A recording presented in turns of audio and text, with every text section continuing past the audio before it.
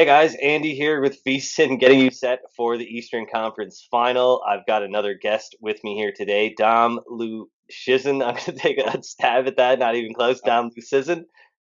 Nope. No, come on, help me out here a little bit. It's Luszczyszyn. Oh, okay, loose chicken. There we No, go. yeah. Uh, anyway, Dom does some wonderful stuff over at The Athletic, does great season previews, playoff previews, just really great dives into the analytical aspect of hockey. Makes it really easy for people to digest, and you should definitely check him out over at The Athletic if you haven't already. But thanks a lot for joining me here today to talk a little bit about this Eastern final. Um, Obviously, we've got a bit of a mismatch here in this one. I think we both agree that this is a bigger mismatch than the Vegas Golden Knights and the Dallas Stars. But I think I've got the Tampa Bay Lightning as a little bit bigger of a favorite than you do. But I guess just give me your initial thoughts on this matchup and kind of like the narrative here, and then what you think about it from a numbers standpoint. I think on paper it looks like a pretty sizable mismatch. Tampa Bay, even without Stamkos, has an abundance of talent. They have been one of the best teams over the last 3 or so years. They have depth at every position. They have superstar players, and the Islanders are a good team. But if you look throughout the roster, it's just a bunch of good players, and aside from Barzell, no one who really like stands out. And if you had this matchup at the start of the playoffs, you would be like, okay, Tampa Bay, easy in a walk. But with the way the Islanders have played in these playoffs, just dismantling the Capitals and the Flyers, you have to have a lot more respect for their game and think they can make this a bit more interesting than how it looks on paper. For sure, yeah. I was talking with Jeff Davis last night. We did the Western Conference preview, and before we got going, we were talking a little bit about the Islanders and the Flyers game because that was going on at the time. And the way I kind of described it was, it didn't really look like that. That the Islanders were that much better than the Flyers all the time. It was just that the Islanders just never seemed to have those defensive lapses, those breakdowns in their own zone where things just get crazy. They just seem like they're always in control of things. hmm And I think the big thing is if the Islanders always played like this, we would love them a lot. And there's always these arguments that analytics don't like the Islanders, analytics underrate them, how they're proving models wrong, and it's just they don't always look like this. They don't. They're usually around a 50% xG team, and right now they're at like 57. They're pushing Yeah, to and they're play. neck and neck with the Tampa Bay Lightning, right? Yeah, they're higher than the Lightning in these playoffs, and obviously the Islanders haven't played a team as good as the Bruins, but it's still really interesting that they have been able to dominate play as much, and that's why I think they have a bit better chance than what their rosters would suggest. Yeah, yeah, and I think maybe that is where we're apart a little bit. Not that we're that far apart. I think I have the Lightning around 71%, I believe, and you have them where?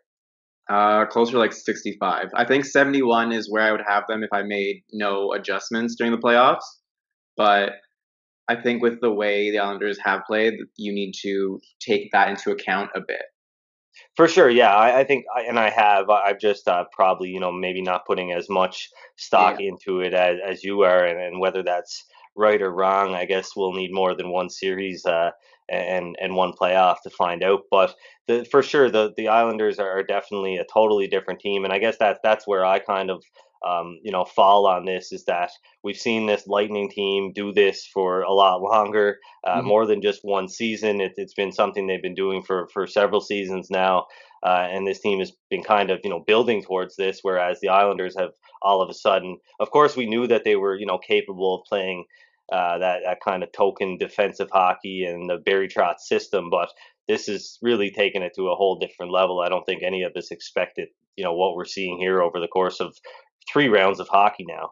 Yeah, I think anyone who said they expected the Islanders to be this dominant running play would was kidding themselves. They came into this losing 11 over the last 13, and obviously they were missing Adam Pelech and Casey Cizikas, who are important players for them. But I don't think they're that crucial that you lose 11 of 13 and look pretty bad in the process. But it's just the way they played. They're peaking at the right time, and in the playoffs, you have, I guess, some momentum. It's not everything, obviously, but you get that buy, and the Islanders seem like that type of team where that stuff matters. But I'm with you that the Lightning have done this for much longer. It's a lot easier to believe they can be the ones to continue doing this because when it comes to regressing to the mean, it's not just a team shooting 10% when they should be at 8. It's also a team being at 55% XG when they should be closer to 50 or 51. Like, what is the Islanders' true talent there? And it's probably not 57%. For sure, yeah. Whereas the Lightning, have been close to that kind of throughout the regular season and prior to that.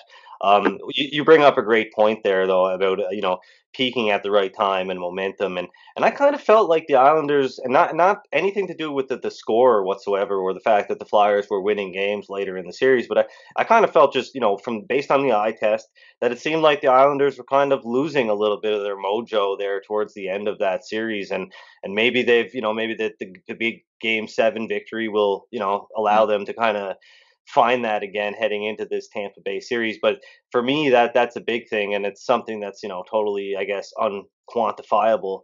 But for them to win this series, they're going to have to play with that mojo and that confidence that we've seen them play with. They're not going to they're not going to be able to play that kind of maybe rope a dope style that I've seen them play a little bit, where they sit back and let the opponent, because the Flyers were the more dominant team, I guess, in terms of their shot share and Corsi in the series. So I don't think that'll Were bode they? too well if they do that with the Lightning. Were Yeah, they back? throughout the series, the Flyers were more dominant overall in Corsi. The Islanders had the significant edge as far as expected goals. Okay, yeah, yeah. That's peak Islanders for you. But I think we saw in Game 7 that they had the edge in both when they're on Yeah, their game. And for sure. Yeah, exactly. Like I said, they totally like retook the momentum and all the energy in that series. It just seemed like they were kind of losing it, towards the end, and then yeah, things just totally started to go their way. yeah, I think in Game 6 they were really controlling play and they couldn't solve Carter Hart. And then in the second overtime, you can see Philadelphia like, okay, maybe we can win this and put this away. And that was probably their best period of the game. So I can see the Islanders, if they play a way that controls the pace of play, they can get frustrated if things aren't working out because they don't have the most talented shooters. They're more opportunistic than anything, but we'll see how they fare against a more complete team like Tampa Bay. So, from a betting perspective, we're seeing a series price of around -190. I think there's some value there with the Lightning, as I've got this one closer to -230, -235, I believe. I think there's a little bit of value in terms of their game 1 price, which I think is roughly around -150 across the board. What do you think here from a betting perspective? From a betting perspective, at the moment, I don't have any plays on this series. I think for the actual series, I'm around -182. So Yeah, I'm so right at not, that neutral kind of midpoint. yeah, right in the neutral ground. And then I think Game 1, something like -130 or something like that. So For sure. probably closer to the Islanders, but still not, I think, betting on anyone. So if anything, you'll be probably, reacting to some kind of overreaction, maybe a Yeah. big Tampa Bay win in game 1 that causes a big shift in the odds later in the series. Yeah, I think that's mostly what it looks like. But I think what we've seen throughout the playoffs is that lines move significantly when teams look more dominant. Like what we saw with the Vegas Vancouver series, I think Game 1, Vegas was around -180. Game 7, they were like -250, and it was something crazy Yeah, like that. I'm like, okay, there. You should have known that Vegas would pump Vancouver in Game 1. Like, what is with this like drastic change, right? exactly. Yeah, totally. So like It, nothing really changed too much with my numbers there, but it was still a little crazy to see that. yeah, that's a great point. No, like I mean, when a team when the market sees a team like the Vegas Golden Knights dominate the Vancouver Canucks in basically all aspects of the game, and maybe lose. It's kind of like, didn't you realize that in order for the Vancouver Canucks or a team like that to win, they were going to have to win in a sort of a lucky way. They're not Yeah. typically going to do it by controlling the play and out shooting the Vegas Golden Knights. They're going to fluke it out basically. So it's funny to see the market, like you said, react to it. And before I let you go, is there anything else that you've seen as far as let's say player level markets like the Con Smythe Trophy, or anything like that? Even if it doesn't involve these two teams, maybe the Vegas Golden Knights and the Dallas Stars. Anything you like as far as future markets goes?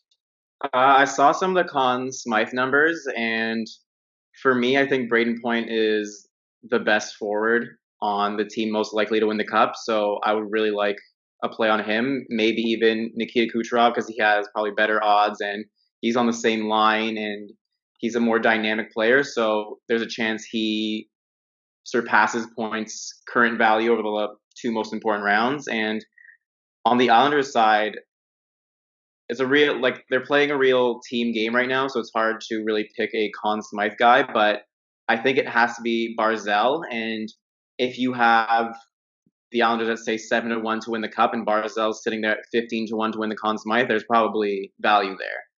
Awesome. Yeah, thanks a lot, Dom. I appreciate you doing this. Enjoy the first round, or the first game of these both of these conference finals, and we'll talk to you later. Yeah, sounds good. Thanks for having me. All right, thanks, man.